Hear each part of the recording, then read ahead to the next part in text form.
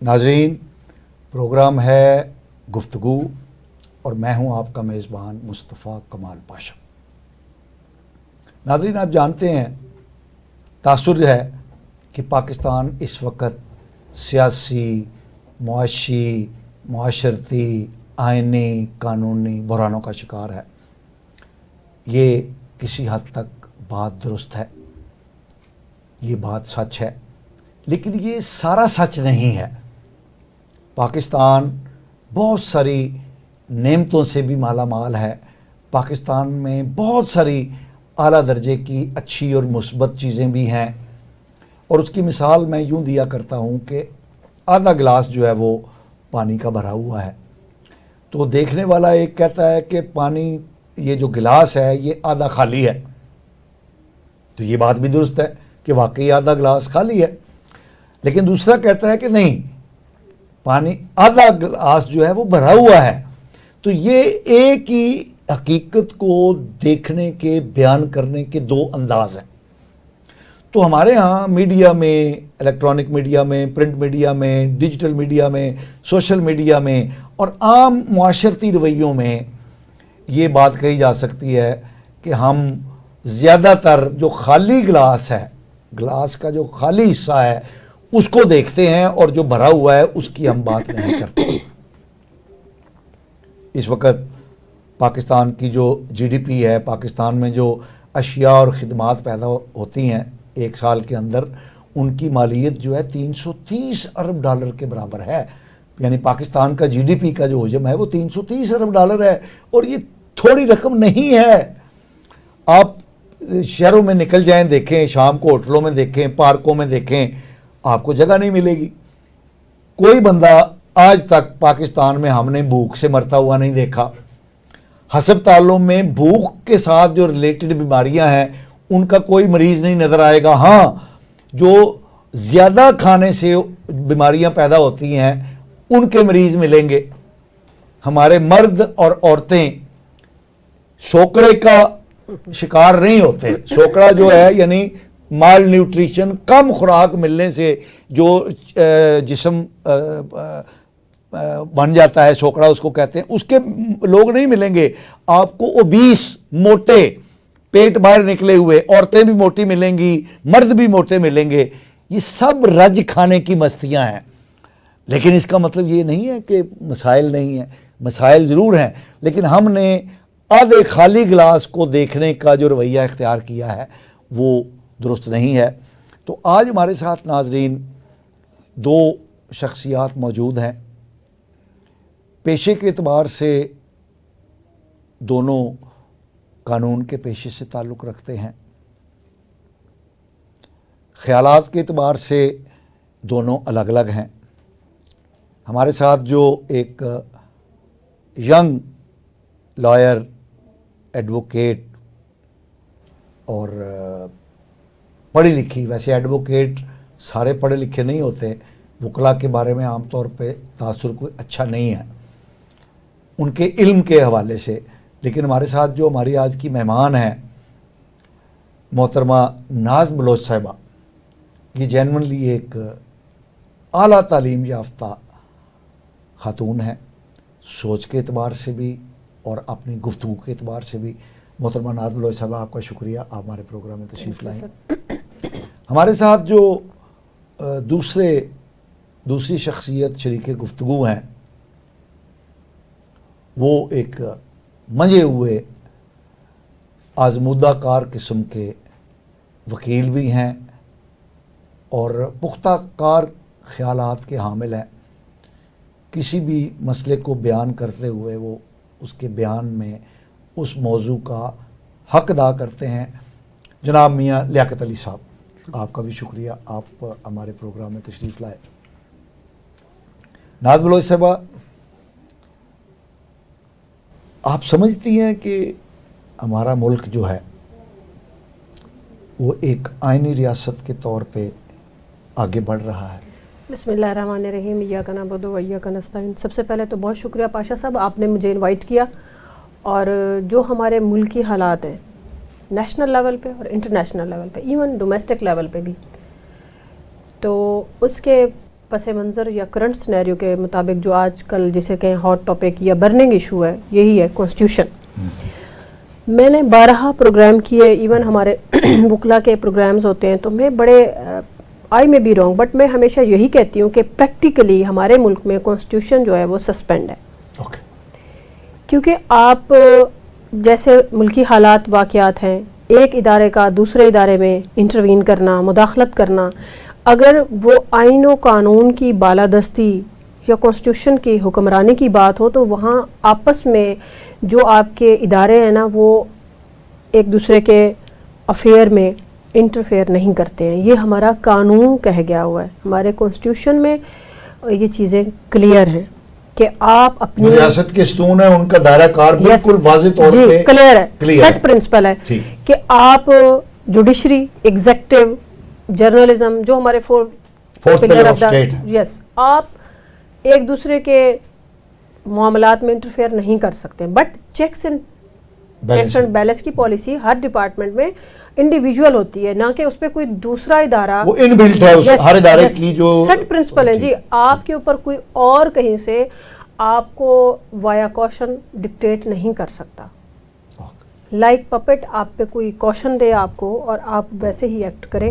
جبکہ اب آج کل کا جو ٹائم ہے, جو آج کل کے حالات ہیں, اس میں یہی چیز نظر آ رہی ہے کہ دیکھیں جوڈیشری کہیں پہ ویڈیو لیکس ہو رہی ہیں, کہیں پہ آڈیو لیکس ہو رہی ہیں. آپ دیکھیں اس کے علاوہ ہم ایگزیکٹو کو دیکھ لیں, جو جس ادارے کا کام ہے ان ریئل سینس وہ نہیں ہو رہا. جب یہ چیزیں ہوں تو یہ اگینسٹ دا لا ہے, اگینسٹ دا کانسٹیٹیوشن ہے. تو بات تو وہی ہوگی کہ جب آپ کے ملک کے حالات اس طرح کے ہوں تو وہاں پہ پریکٹیکلی کانسٹیٹیوشن جو ہوتا ہے وہ بس ایسے ہی ہوتا ہے. میاں صاحب, جی, ناز بلوچ صاحبہ نے بڑی خوبصورت بات کہی ہے اور لکھی پڑھی بات کہی ہے کہ یہ جو انفرنجمنٹ آف رائٹس ہے, جو ایک دوسرے کے حقوق کے اندر ہم وہ لچ تلتے ہیں. پاشا صاحب آپ نے اپنے انٹرو میں بڑی خوبصورت 2-3 باتیں کہی ہیں کہ ہمارا ملک جن کرائسس سے گزر رہا ہے ان میں سر دست جو ہے وہ معاشی مسئلہ ہے, اکنامک ڈس آرڈر ہے. نمبر 2, ہمیں پروڈکٹیوٹی کا مسئلہ درپیش ہے, یا وہ درپیش نہیں ہے, اس کو ہم نے پروڈکٹیوٹی جو ہے ہمارے ہاں ماحول ہی نہیں بن پا رہا کہ ہم کوئی پروڈکشن والا کام کریں, کیونکہ ہمارے بتی, گیس, بجلی, اتنی چیزیں مہنگی, ضروریات زندگی جو ہیں وہ اکنامک ایکٹیویٹی کو ہم سٹارٹ ہی نہیں کر پا رہے, کیونکہ اس سارے جتنا یہ عمل ہے اور اس کے پیچھے ایک عمل ہے, وہ ہے ہماری سیاسی عدم استحکام کا. اس عدم استحکام کی بنا پہ جنم لیتے ہیں معاشرے میں 2-3 لیئرز بنتی ہیں. ایک تو سب سے پہلے جو ڈسٹربنس ہوتی ہے وہ ہوتی ہے جو فارنر ہے, دیکھتا ہے کہ اس ملک میں لا اینڈ آرڈر کی کیا صورت ہے. فارن انویسٹر جو ہے وہ دیکھتا ہے کہ یہاں تو لا اینڈ آرڈر ہی درست نہیں ہے, ہو سکتا ہے یہ کل کو میرے بینک اکاؤنٹ کو کہیں کہ ضبط ہے, مطلب اس کو فریز کر دیں. کسی بھی ان کی مالی حالت اس طرح کی ہے, مجھے امانت دار تبھی کوئی امانت دے گا نا جب ان کو پتہ ہے کہ میری جو فائنینشیل لائبلٹی ہے یا میری جو لیکویڈیٹی ہے وہ میں فوراً قابل بھروسہ ہے, میں فوراً واپس کر دوں گا, تو وہ باہر والے لوگ نہیں آتے.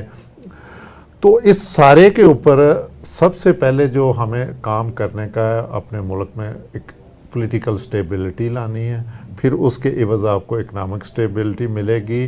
اور ان دو سارے کاموں, political stability, economic stability, productivity یا معاشی طور پہ جو سیگمنٹ ہے, صحت ہو, کچھ ہو, اس سب کو ریگولیٹ کون کرتا ہے؟ آئین کرتا ہے. آپ نے بہت اچھی بات کہی, میڈم نے بھی بہت اچھی بات کہی. اب سوال یہ ہے کہ یہ جو آئین کے اداروں کے درمیان انفرنجمنٹ ہے, اس کا ذمہ دار کون ہے؟ میں پھر اپنا سوال دہراتا ہوں کہ آئین کس نے بنایا؟ پارلیمان نے, سیاستدانوں نے.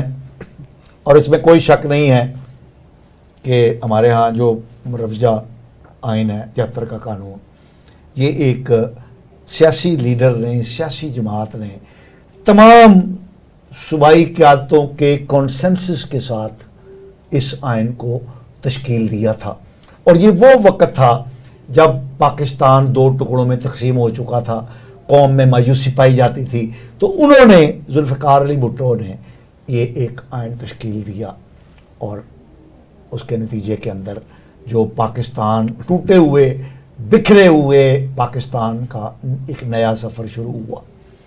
لیکن ہم دیکھتے ہیں میاں صاحب کہ انہی سیاستدانوں نے جنہوں نے یہ اتنا بڑا کارنامہ سر انجام دیا تھا، یہی سیاستدان پھر اس آئین میں غیر آئینی اداروں کو شامل کرنے کی کوشش کرتے رہے۔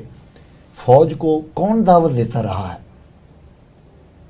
قبضہ کرنے کی؟ آپ اس پہ کچھ روشنی ڈالیں گے؟ سر جیسا کہ آج کل پریکٹیکلی ہمارا کانسٹیٹیوشن سسپینڈڈ ہے، جب بھی سر جو آپ دیکھیں آپ کے ملک میں لا اینڈ آرڈر کو کس طرح سے مینٹین ہونا چاہیے وہ نہیں ہے۔ اب ریسنٹلی جو الیکشن ہوئے ہیں ان الیکشن کو لے کے اس کے بعد جیسے فارم 45 کے بعد اس کو جنریٹ کیا گیا فارم 47، اور اس کے بدلے میں جو گورنمنٹ بنی ہے ابھی تک آپ دیکھیں ان کے وہ مینٹلی پریپیئر نہیں تھے، یا جو بھی تھا ان کو ابھی تک یقین نہیں ہو رہا کہ کیا ہمیں عہدے مل گئے ہیں، ہم سی ایم اور پی ایم بن گئے ہیں۔ دوسرا آپ یہ دیکھیں، جب کہتے ہیں کہ گھر کے ایک ہے بڑا مشہور مقولہ کہ گھر کا بھیدی لنکا ڈھائے، جب تک آپ خود، جب آپ کا چوکی دار جب یہ کہہ دے کہ میرے تے نہ رہنا جاگ دے رہنا، جب اس طرح کی باتیں ہوں تو آپ کے ملک میں کوئی کچھ بھی کر جائے وہ اس طرح سے اس کو دیکھنا یا اس کو کچھ کہنا۔ اور دوسرا آپ نے بات کی فوج کی، مجھے جو لگتا ہے یہی وہی بات ہے کہ 40 چور جب ملے، کسی نے اپنی چوری چھپانے کے لیے، کسی نے اپنی غلطیاں چھپانے کے لیے، جب وہ ایک دوسرے کے بندہ، عام سی مثال ہے نا، جیسے یار کانا جب ہو جاتا ہے بندہ تو وہ پھر کچھ بھی برداشت کر لیتا ہے۔ لوگوں نے نا اپنے معذرت کے ساتھ اپنے ملک پاکستان کے لارجر بینیفٹس کو نہیں سوچا، جو کہ سوچنا چاہیے تھا، ذاتی مفادات کو لے کے آگے بڑھے۔ ہاں جی، جب آپ اپنی پرسنل پاکٹ کو بھرنے کے لیے اپنے جیسے ہی چند لوگ ہر طرف بٹھائیں گے، آپ کی فوج آپ کو لا رہی ہے یا آپ فوج کے ساتھ آ رہے ہیں، ڈز ناٹ میٹر۔ مین چیز کیا ہے؟ ہمارا ملک پاکستان، واصف علی واصف صاحب نے جیسے کہا ہے کہ ملک پاکستان کمال ہے اور کمال کو زوال نہیں ہے، یہ تو اللہ کا کرم ہے پاکستان چل رہا ہے۔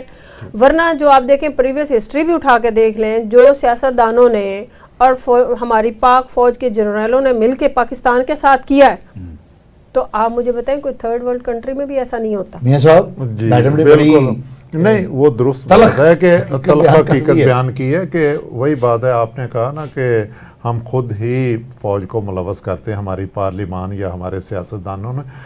اس کا میں اگر چوری کرتا ہوں اور میں آپ کو کہوں، آپ بچے تو نہیں ہیں، میرے کہنے پہ کسی کا ویسپا چوری چھین لیں گے یا کسی کی کار کو آپ ٹکر مار دیں گے، کیونکہ آپ خود فوج کو بھی پتہ ہے کہ میرا یہ دائرہ کار نہیں ہے، یا میرا یہ مطلب آئینی جو رائٹ ہی نہیں ہے، مجھے قانون پاکستان یا کانسٹیٹیوشن جو ہے نا وہ اس کا اجازت ہی نہیں دیتا کہ میں ان کے اس دائرے کے اندر انٹر ہوں۔ تو اس کو کہنا چاہیے بھائی یہ آپ کا کام ہے، یہ آپ کو ساجے آپ ہی کریں، ان کو اس کے اندر نہیں آنا چاہیے۔ دیکھیں آپ نے کہا کہ معاشی طور پہ ہم سٹیبل ہونے جا رہے ہیں، بہت بڑا ایک دوبارہ ایک ایشو بن کے ابھرا ہے۔ ہم $1 بلین $6 بلین کے لیے رو رہے ہیں، $11 بلین آپ کے دبئی لیکس میں نکلا ہے نا، کن کے نکلے ہیں؟ کون سا بڑا گھر ہے جو اس ملک میں جو اسکینڈل میں انوالو نہیں ہے؟ کچھ نے کہا کہ ہمارے ڈکلیئر ہیں، جی ہم نے ڈکلیئر کیے ہیں، پھر بھی ڈکلیئر کیے نہیں، میں نے کہا ہوں گے، ڈکلیئر بھی ہوں گے بڑے۔ ابھی انہوں نے کہا کہ یہ وہ نام ہے جو لیکس میں ہے، دبئی لیکس میں، یہ وہ نام ہے جو پرسنل ناموں پہ ہیں، جو کمپنیوں کے ناموں پہ لوگوں کے ایسٹ ہیں وہ نہیں ابھی لیک ہوئے، ابھی صرف ناموں پہ جو، ادروائز تو وہاں پہ کی جو 35,000 ارب ڈالر کی جو اکانومی ہے دبئی کی، جو کہ مختلف کمپنیوں کے نام پہ لیے ہوئے ہیں یا اپنے اور طرح کے وہاں پہ سیٹ اپ بنائے ہوئے ہیں۔ یہ تو جو ناموں پہ جس سے شو ہوتا ہے کہ یہ دبئی ہے، یہ حسین نواز ہے، یہ آصفہ بھٹو ہے, یہ فلاں بھٹو, جنرل وہ فلانے جنرل ہیں, آپ کے 12 جرنیلوں کے نام نکل آئے ہیں جو میڈم کہہ رہی ہیں کہ جرنیل آتے ہیں. تو یہ دیکھیں ہم کس طرح کوئی دوسرا بندہ یہاں آئے گا کہ یہ لوگ لے ہیں. ہم میں کہتا ہوں کہ آپ کہتے ہیں جی بے شک ڈکلیئر ہی کسی کا ایسٹ ہو, میرے گھر میں یہاں مطلب روٹی پال نہیں رہی, میں جا کے آپ کے گھر میں دعوت دے رہا ہوں, یا ادھر وہی جو بے شک آپ اس کو برا کہتے ہیں ایک پی ٹی آئی لیڈر کو, وہ یہی تو رونا روتا ہے کہ جناب میرا کو ایسڈ بار دکھاتے, ان کے ایسڈ بار ہیں. یہاں وہ سچا ہو جاتا ہے آ کے کہ ان لوگوں کے, اور جو بھی سکینڈل آیا ان میں ان سب لوگوں کے, اور یہ بہت بڑا سکینڈل ہے. میں بتاؤں اچھا میں میاں صاحب ایک بات میڈم آپ سے بلکہ پوچھتا ہوں, آپ نے بہت خوبصورت بات کہی, تو مجھے ایک بریک لینے کے لیے کہا جا رہا ہے, بریک لیتے ہیں, بریک کے بعد یہیں سے ہم ناظرین اپنی گفتگو. ناظرین ہم بات کر رہے تھے پاکستان کے آئین کی, سیاستدانوں کے کردار کی, اور یہ بات چلی گئی دبئی لیکس کی طرف. اس پر ہمارے مہمان میاں لیاقت علی صاحب نے بڑی فکر انگیز بات کی ہے. اسی موضوع پر ہم بات کرتے ہیں اپنی نوجوان ماہر قانون جناب ناز بلوچ صاحبہ سے. ناز بلوچ صاحبہ, دبئی لیکس آیا, میاں صاحب نے عمران خان صاحب کا ذکر کیا, انہوں نے اس حوالے سے قوم میں ایک بڑی اچھی اویئرنیس پیدا کی تھی, اور قوم نے ان کو اس حوالے سے ویلکم بھی کیا تھا. اور جو ٹرننگ پوائنٹ آیا عمران خان صاحب کی سیاست میں, جس کی وجہ سے وہ اقتدار کے اندر داخل ہونے میں کامیاب ہوئے, وہ پاناما لیکس تھی. پاناما لیکس نے نواز شریف صاحب کو نااہل بنا دیا. لیکن ہم دیکھتے ہیں کہ اتنی ہائپ کریٹ ہونے کے باوجود جب عمران خان صاحب اقتدار میں آئے تو ان کا موقف بھی یہی تھا, بیانیہ بھی یہی تھا, لیکن وہ پاناما لیکس صرف نواز شریف کو سزا دینے کے بعد وہ چیپٹر کلوز کر دیا گیا. کیا آپ سمجھتے ہیں کہ یہ جو دبئی لیکس ہیں ان کا بھی کوئی نتیجہ نکلے گا؟ حالانکہ پاناما لیکس کے بعد تو یہ عمران خان صاحب کی حکومت آنے سے لوگوں میں یہ توقع پیدا ہو گئی تھی کہ اس میں جو بھی کردار ہیں ادر دین نواز شریف بھی, ان سب کو کیفر کردار تک پہنچایا جائے گا. تو اب تو کوئی ایسی جماعت موجود ہی نہیں ہے جو یہ اون کرے دبئی لیکس کو. آپ کے یہاں پہ ایک بات کا میں یوں اس طرح سے جواب دوں گی کہ آپ کی پارٹیز پولیٹیکل کوئی بھی ہوں, ایٹ لیسٹ عمران خان نے نا عوام کو, ایک عام آدمی کو شعور دے دیا ہوا ہے, جس کی ریزنٹمنٹ رزلٹ آپ کو 8 فیبروری کو ملا, جو کہ رات کے 2 بجے تک ایک واضح کلیئر نظر آیا کہ کس طرح سے تھا, اور الیکشن رزلٹ چینج بھی ہوئے. پاکستان کا سب سے بڑا الیکشن اور جو سب سے زیادہ تاخیر کا شکار بھی رہا, اور سٹل کنٹروورسیز ہیں. آپ دیکھیے کہ جب بیسکلی چیز ہوتی ہے سسٹم نہیں, لیکن دیکھیں عمران خان صاحب نے تو ایک صفحہ بھی نہیں الٹا. جی میں دیکھیں میں اس بات پہ آ رہی ہوں. ایک ٹائم ہوتا ہے کہ میں جو سمجھتی ہوں کہ یہ سسٹم کب تبدیل ہوگا. ایک طرف ایک بندہ چور ہے, چور ہے, چور ہے, چور ہے, چور کی آواز لگتی ہے, نیب بھی اس کے پیچھے پڑ جاتی ہے, سارے ادارے حرکت میں آ جاتے ہیں. وہ بندہ ایک, ہم اسی نواز شریف کے ہی ٹاپک پہ بات کر لیتے ہیں. ویسے تو بڑی ڈیٹیل میں اگر جائیں تو بہت سے لوگوں کے نام بھی آتے ہیں اور پروسیس بھی آتا ہے. جب وہ 50 روپے کے اسٹیمپ پیپر میں باہر چلے جاتے ہیں, پھر وہ اشتہاری ہو جاتے ہیں. مجھے یہ سمجھ نہیں آتی کیا ہم خود کو سیٹسفائیڈ کر رہے ہیں یا عوام کو مزید اسٹوپڈ بنا رہے ہیں کہ جب وہی بندہ انٹرنیشنل پروٹوکول کے ساتھ, ایک انٹرنیشنل ایبسکونڈ بندے کو, کنوکٹڈ پرسن کو وی آئی پی پروٹوکول ریڈ کارپٹ کے ذریعے آپ لاتے ہیں, تو نہ صرف آپ اپنی عوام بلکہ دنیا کو کیا میسج کنوے کر رہے ہیں. وہ وکی لیکس ہوئے, پاناما ہوئے یا دبئی لیکس ہوئے, بیسکلی تو سسٹم ہی ہمارا صحیح نہیں ہے نا. یہ سارے بیٹھ کے پارلیمنٹیرینز بھی انجوائے کرتے ہیں, آ کے وزارتیں, عہدے, سب کچھ. یہ کیا ہے؟ یہ عوام کے ٹیکسز سے سارا کچھ ہوتا ہے. وہ عوام جو پس رہی ہے. آپ کہہ رہے تھے تھوڑی دیر پہلے معاشیات, ہمارا ملک معاشیات سے مالا مال ہے, سب کچھ ہے, بھوک سے کوئی نہیں مرتا. بالکل, یہ تو میرے رب غفور الرحیم کا وعدہ ہے کہ کوئی بھوک سے نہیں مرے گا, کچھ لائبلٹیز ڈیوٹیز جو ہوتی ہیں وہ ہماری ریاست کی بھی ہوتی ہیں, ریاست بھی تو وہاں جیسی ہوتی ہے. کیا جو کانسٹیٹیوشن ہمارا کہتا ہے, کانسٹیٹیوشن ہمارا کہتا ہے کہ ایکول رائٹس ہوں گے, all citizen of Pakistan are equal in the eye of law, but practically ایسا کچھ نہیں ہے. جب آپ, پھر وہی بات ہے, جب آپ rule of law, law and order آپ کا اس طرح سے نہیں ہوئے گا. رول آف لا میں آپ کے آل اسپیکٹ آف لائف آتے ہیں. کانسٹیٹیوشن کیا ہے, ہیڈ آف دا لا ہے. جو بھی لا ہیں آپ دیکھیں کہ وہ under the light of constitution بنے ہوئے ہیں ہمارے. جہاں اسلام کے ساتھ ساتھ جو ہمارا قانون ہے اس کا سب سروینٹ اسلام کے ہیں, تو اس میں سب سے پہلی بات یہی کی جاتی ہے بار بار, انصاف, برابری, ایکویٹی, ایکویلٹی, جو کہ ہمارے معاشرے میں وہ نہیں ہے. جب کوئی بندہ اس طرح سے پکڑا جاتا ہے, اس کا نام آ جاتا ہے, وہ ایلیجیبل نہیں ہوتا. یہاں ایک غریب آدمی کا بیٹا تو ایک کانسٹیبل نہیں بھرتی ہو سکتا, ایک کلرک نہیں بھرتی ہو سکتا اگر اس پہ ایف آئی آر ہو جائے. ٹھیک, why should not high apps. بہت اچھی آپ نے بات کہی میاں صاحب. ہم اس بات کو آگے بڑھاتے ہیں. نیب میں جو ایکٹ میں جو, سر سوری فار انٹرپشن, اگر یہ ادارے اس طرح لتھارجک ہیں, انہوں نے معذرت کے ساتھ یہ ڈرامہ ہی کرنا ہوتا ہے, عوام لوگوں کو اسٹوپڈ ہی بنانا ہوتا ہے, بے وقوف ہی بنانا ہوتا ہے, جو کہ عوام بے وقوف نہیں ہے. People are very aware and vigilant about their rights and duties. جو آپ نے دیکھا ہے کہ اس بار کی جو ویو تھی وہ لوگوں کی شعور کی ویو تھی. آپ نے یہ آواز سنی ہوگی. دیکھیں اگر یہ ادارے اس طرح کے ہیں کہ ایک دفعہ ایک بندے کو چور چور کر کے سارا کچھ کرتے ہیں, پھر بعد میں اسی کو حاجی صاحب بنا دیتے ہیں, دودھ کا دلہا بنا دیتے ہیں, میں یہ سمجھتی ہوں پھر اس طرح کا ادارہ بھی نہیں ہونا چاہیے. جی انہوں نے بڑی خوبصورت بات کہی.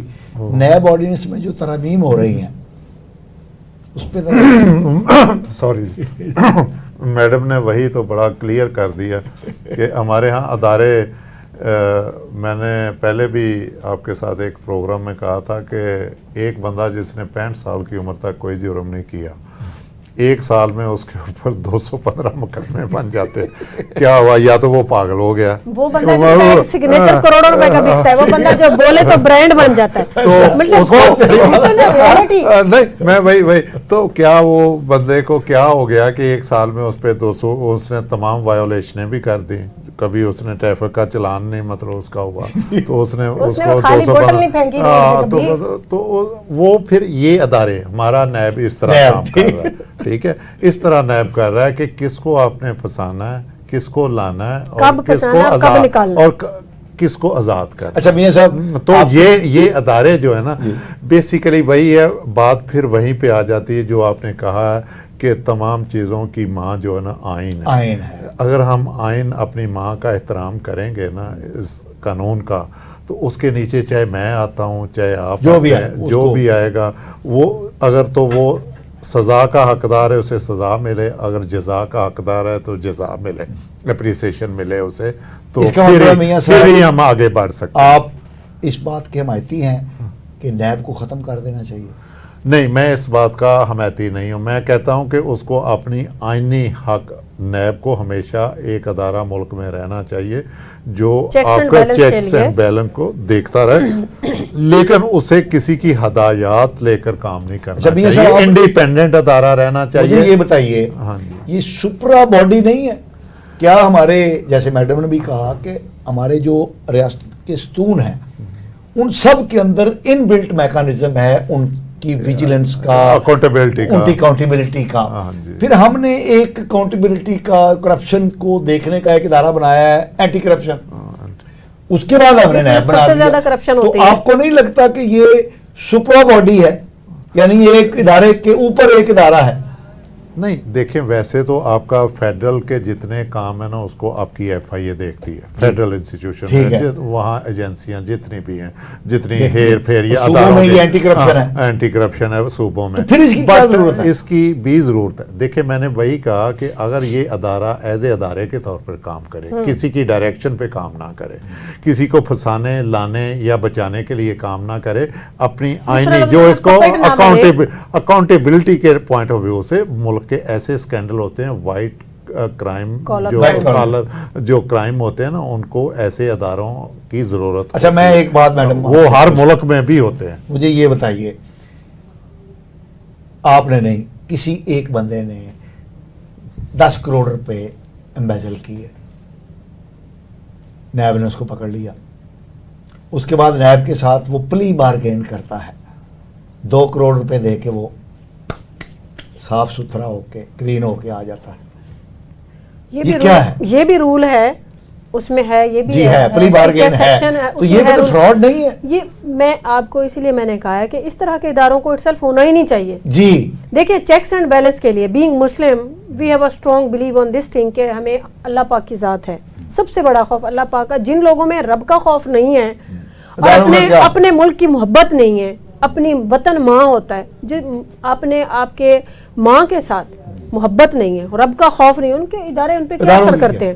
اور دیکھیں ہمارے ہاں قانون کا دورہ معیار ہے, غریب کے لیے قانون کی لاٹھی اور ہے, نواب امیر. یعنی آپ اس کا مطلب اس بات کی حامی ہیں کہ نیب کو ختم کر دینا چاہیے, کیونکہ نیب اب تک مطلب جو اس کو کام کرنا چاہیے تھا وہ کام کرنے میں, ڈیلیوری میں ٹوٹلی ناکام ہے. میں یہ سمجھتی ہوں نیب کے آفیشل کی خود ان کے اوپر کوئی ایک نیب ہونا چاہیے. آپ ان کو دیکھیں, ایف آئی اے کے آفیسر ایک عام رینک کا بندہ, ایک A S I sub inspector کو دیکھ لیں, ایف آئی اے اینٹی کرپشن کے ایک کانسٹیبل سے سٹارٹ لے لیں آپ, وہ لوگ اس ڈپارٹمنٹ میں آنے کے بعد کہاں سے کہاں پہ گئے ہیں, چاہے وہ نیب ہو. اٹ مینس کہ ان ڈپارٹمنٹس میں خود چیکس اینڈ بیلنس کی ضرورت ہے, اسکروٹنی ہونی چاہیے. پھر یہ لوگ خود ان کی کڑیاں بنی ہوئی ہیں, چینز بنی ہوئی, نیچے سے لے کے اوپر تک کرپشن ہوتی ہے اور سارے نواب ہیں. مجھے یہ سمجھ نہیں آتی کہ جس بندے کی یہ خود ان کے پاس انویسٹیگیشن ہے یا ٹرائل ہے یا پروسیس انڈر پروسیس ہے, وہ بندہ یہ اس سسٹم کو ریگولیٹ کرنے کی بجائے فیسیلیٹیٹ کرتے ہیں. میں یہ سمجھتی ہوں جو آپ نے چیکس اینڈ بیلنس آپ کی ڈیوٹی ہے, اگر آپ اس کو as per the law, as per your duty, اگر اس جو اسائن ہوئی ہے آپ نہیں کر سکتے ہیں, تو میرا پھر وہی سٹینس ہے کہ ایسے آپ کے ادارے کو ہونا ہی نہیں چاہیے. نہیں پاشا صاحب, بیسیکلی دیکھیں اگر آپ سمجھتے ہیں کہ ایسے ادارے کام غلط کر رہے ہیں تو آپ کے پاس پارلیمنٹ ہے, بحث کروا لیں, امینڈمنٹس ہونے چاہیے, یہ بھی صحیح ہے, کروا لیں, بحث کروا لیں. اگر یہ ادارہ اس کا کام ڈے 1 سے کون سے, یہ جو ان لوگوں پہ بھی تو کیس بنے ہیں نا, جو پی پی اور نون پہ بھی بنتے رہے نا, ان کو دیکھیں. ارشاد خان عباسی وہ کہہ رہا ہے کہ میں تو ایکسپرٹ ہو گیا ہوں, مطلب اس پہ اتنا میں نے اتنا بھگت کے پیشیوں کو. تو اگر نہیں ضرورت یا ان میں امینڈمنٹ کی ضرورت ہے تو امینڈمنٹ کریں, نہیں ضرورت تو فارغ کریں. دوسرا یہ کہ ہمارے ہاں جیسے میڈم نے کہا کہ ایف آئی اے میں سپاہی آتا ہے یا اے ایس آئی آتا تو کیا اس کی جیبیں دیکھیں, جب آتا ہے تب دیکھیں اور جب جاتا ہے تب دیکھیں. تو کیا اتنے فائنینشیل آپ کہتے ہیں تنخواہ پہ تو بمشکل بندہ زندہ رہتا ہے, تو یہ کیسے مطلب 2-2 4-4 گھروں کے مالک بن جاتے ہیں. وہ اختیارات کا ناجائز استعمال ہے, پھر آپ اپنے عہدے کو بیچتے ہیں. تو یہ چیزیں جو نا تبھی ہوں گی جب رول آف لا ہوگا, آئین ہوگا, آئین اوپر کھڑا ہوگا, نیچے رول آف لا ہوگا, پھر اس کی پراپر آپ کی جوڈیشری آزاد ہو, جوڈیشری کام کرے, تو تبھی ملک کے بہتری, جب آئین اور قانون کی بالادستی ہوگی اور ہم معاشی طور پہ خود بخود بہتر ہو جائیں گے. ہر زندگی کے ہر میدان میں کامیاب تبھی ہو سکتے ہیں جب ہم under the umbrella of law چیزیں ہوئیں گی, تو سب چیزیں جو ہے نا وہ اچھی سے رہیں گی. اب آپ بھی دیکھیں جیسے آپ گندم کا اسکینڈل کہہ رہے ہیں, ہمارے ملک میں ایک چیز کی ضرورت نہیں ہے, یوکرین کا ایک پروسیس ہے, وہاں سے چیز آنے لانے کا بھی ایک ٹائم ہے کہ وہاں سے کارگو ہوتی ہے.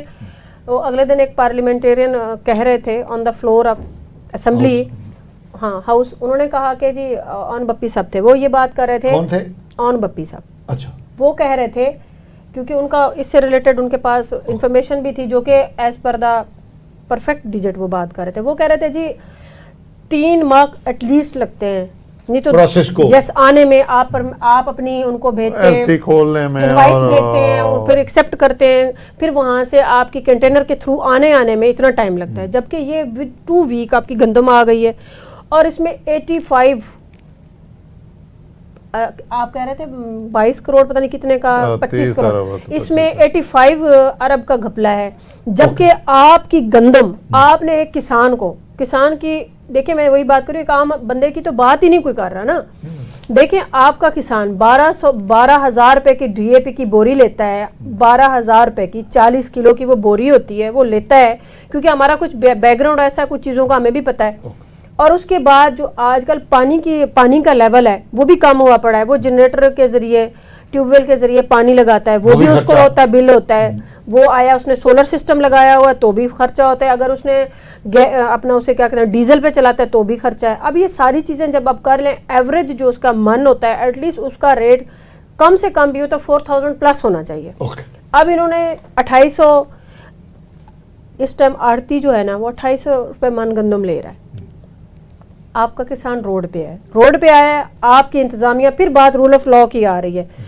کیا ہمارا کانسٹیٹیوشن پیسفل اسمبلی ایجیٹیشن, آپ کا فریڈم آف ایکسپریشن کلیئر نہیں لکھا ہوا؟ ہر پاکستانی کا رائٹ نہیں ہے پیسفل پرامن احتجاج. کیا جو کسان آئے ہوئے تھے جن کے ہاتھ میں وہ بالی تھی یا گوشہ تھا یا گندم کی ٹہنی تھی, کیا وہ دہشت گرد تھے؟ مارا ان کو مارا, ان کو بند کیا. میڈم ناز بلوچ صاحبہ, جناب میاں لیاقت علی صاحب, آپ کا بہت بہت شکریہ, آپ ہمارے پروگرام میں تشریف لائے. ناظرین, آپ نے ہمارے مہمانوں کی گفتگو سنی, آپ ہمیں اپنے فیڈ بیک سے ضرور آگاہ کیجیے گا. اگلے پروگرام تک کے لیے اپنے میزبان مصطفیٰ کمال پاشا کو اجازت دیجیے. اللہ نے کے بعد.